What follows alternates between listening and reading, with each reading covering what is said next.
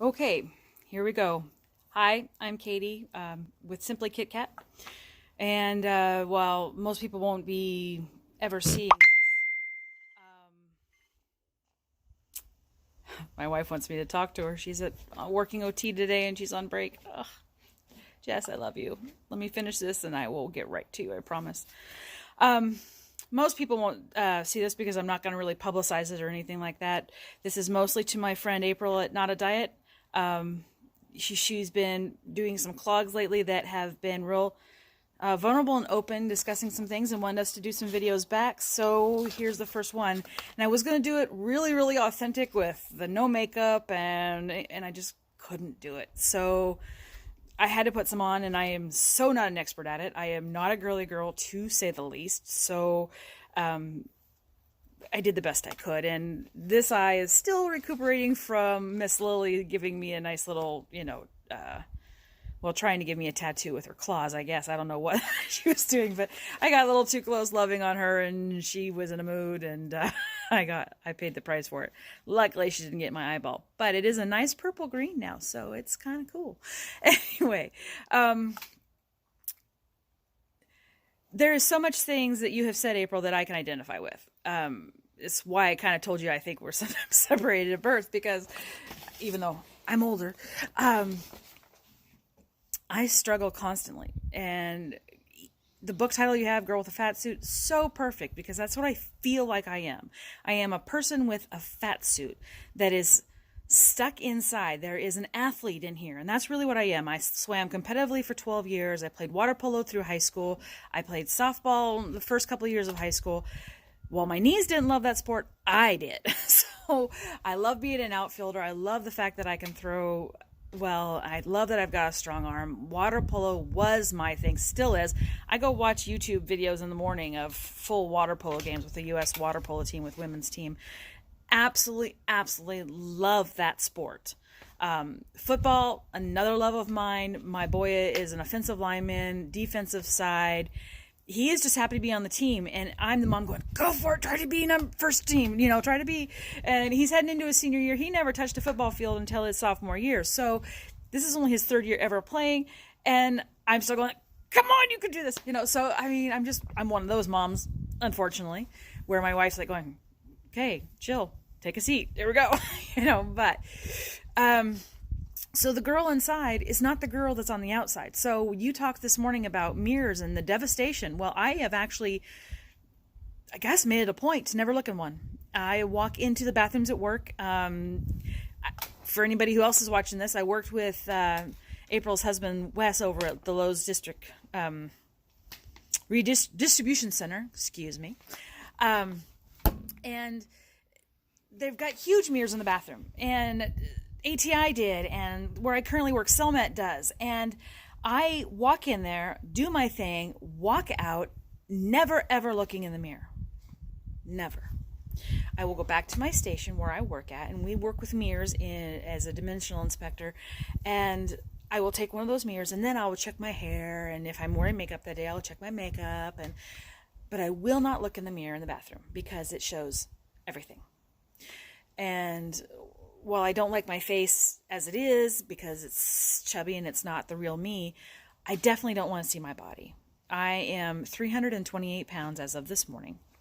I have been heavier, but I've also been lighter. And my body is not proportioned well in a great way. I have a huge skirt. There's just no other way to discuss it. It's a huge skirt, and it looks sloppy, and it looks frumpy, and I look lazy as hell. Inside, I am not lazy. I wasn't raised by lazy people, and I am not lazy. However, my mental gets in the way.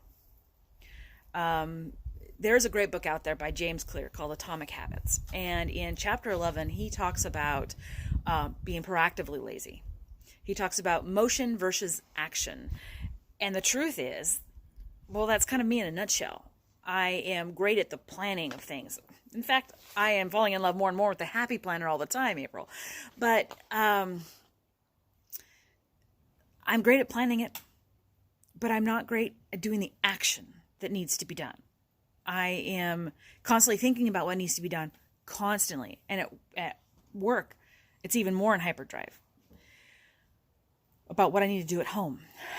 But I don't actually get to it. So I understand what you're feeling. I understand that anguish and that uncomfortability. I mean, it literally, I get a physical feeling in my body because I'm not doing what I'm supposed to be doing, or what I think I'm supposed to be doing. I am almost 47 years old, and I am not where I want to be in my life. I am financially in distress. I have no retirement ready to go at all. And we want my wife to retire early because I am 15 years older than she is. So by the time she retires, I'll be 80 years old, and I won't even remember my own name at that point, let alone be able to go off and do things. So we'd like her to retire early so that we can try to enjoy retirement. But we also want to have another child, and that requires energy, and that requires getting up and moving. And I've been rough on my body. I've had some car accidents. I broke my back, broke my ankle, things like that. And being this heavy as I am, my body does not want to respond. My body doesn't want to do what I want it to do. So I'm super hard on me. And the narrative I tell myself is that you're not enough. Every day that I see this, I'm looking back at my reflection right now as I'm recording this, and I'm telling myself, look at that double chin. I'm telling myself, you are not pretty enough. You're not sexy enough. You are not enough. And that's constantly the narrative running the tape in my head. So I became a self-help junkie. I love Mel Robbins. Oh my gosh, Mel, if you're out there, 54321, I got to put it into action. It is actually brilliant, and does work along with the science, with the prefrontal cortex, with the other parts of the brain. 54321, we make our decisions in 5-second increments. There's science to back that up. I love it. I love Eckhart Tolle's A New Earth. I love talking about how I put myself into my pain body, or I live there in my pain body, and I need to try to live outside of that. And there's Brene Brown. Brene Brown is huge because we're talking about shame. We talk about authenticity. We talk about vulnerability with her. Like vulnerability, she says vulnerability is not winning or losing. It's having the courage to even show up. Well, I show up every day, but I need to put the action behind it or I'm losing. And then this is the stuff I keep telling myself. But the thing is the more vulnerable we are, the more honest we are, the more we call its name, the more we put it out in the light, the issue that we have can't survive. Susie Orman. I love Susie Orman. She's a financial guru. I wish I would have listened to her more back when I was younger. I emailed her about the issue I was having with and she reminded me that she didn't get her start until she was 47 or 46 when she wrote her first book. Yes, Susie Orman actually emailed me back. I'm geeking here. Just telling you. So, I listen to these people and I'm hearing that I'm not so bad after all. And the fact that I'm a dork and a geek is not so bad after all. And I'm going to call the name. I'm going to call my debt out, and I'm going to put it out there in the light for people to see it. Because if you do that, it loses its power. So right now, here and now, April, I'm telling you, I'm calling out my weight issue. I am 328 pounds. I look not how I feel inside. I'm calling it out, and I'm putting it out there because I want it to lose its power over me. Right now, I have a Dr. Pepper in my hand. Pretty common to see me with soda. I'm a sugar addict. So much so. I eat candy, ice cream, soda pop. These are things I love. There are things on my bucket list I want to do that I don't do. Jess and I want to start a podcast. I want to write a book. I want to be a voiceover talent. I want to work from home and not work out in a industry that can blow up on me whenever things go wrong. My bucket list might look a little different than others. I want to lose my addictions. I want to get rid of the sugar. I want to truly be a vegan. I want to consciously eat, and my conscience cannot stand what factory farming is doing.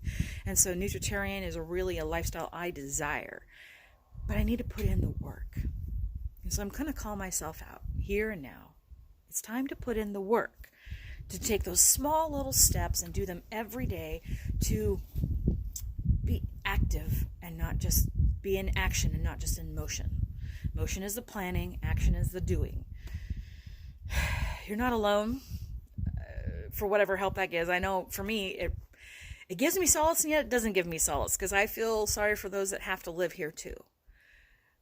The mental game, we carry some from our childhood. I carry a lot from my childhood, and that's something that will probably get addressed in the podcast we do at some point. But I'm 47. That can't have power over me anymore. I don't know. I'm kind of all over the place this morning too, going down this spiral, switching here and there, ADHD. Ooh, squirrel.